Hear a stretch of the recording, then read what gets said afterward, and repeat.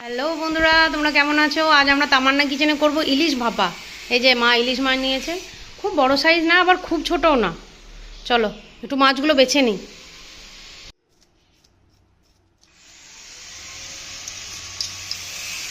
মা মাছের সব আঁশ ছাড়িয়ে নিয়েছে, এবার পিস করে নেব।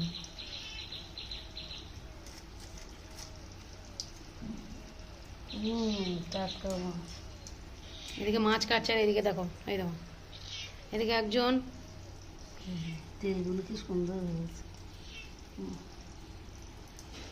মাছগুলো সব কেটে নিই।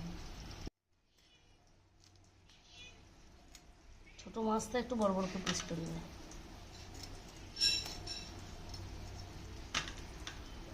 সব মাছগুলোই কেটে নেবো।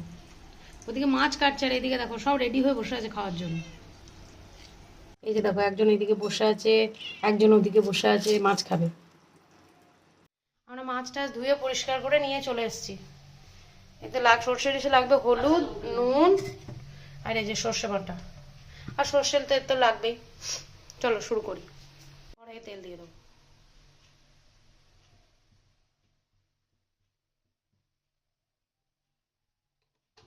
তেল গরম হয়ে গেলে আমরা কাঁচা লঙ্কা আর কালো জিরে ফোড়নে দিয়ে দেবো।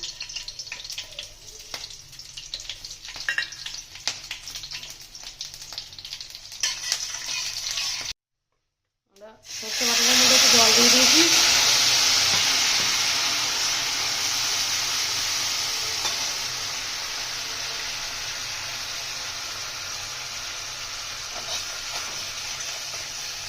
একটু হলুদ গুঁড়ো দিয়ে দেবো, একটু নুন দিয়ে দেবো।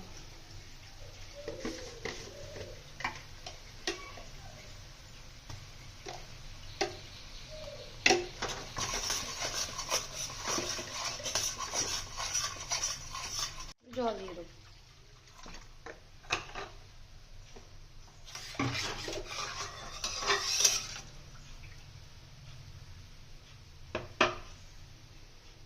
মাছগুলো দিয়ে দেবো।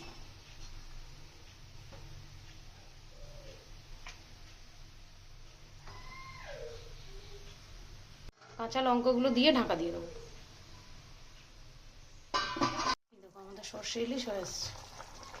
আর একটু হলে হয়ে যাবে। ইলিশ মাছ রান্না করতে তো বেশি সময় লাগে না।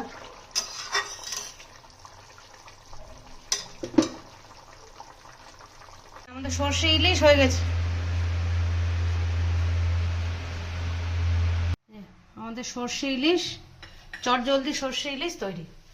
ইলিশ মাছ রান্না করতে এমনিও বেশি দেরি হয় না। এখন ইলিশের সিজন, বাড়িতে বানিয়ে খেয়েও কেমন লাগছে না লাগছে কমেন্টে জানিও। যদি আমার ভিডিওগুলো ভালো লাগে লাইক কমেন্ট শেয়ার করো। বৃষ্টি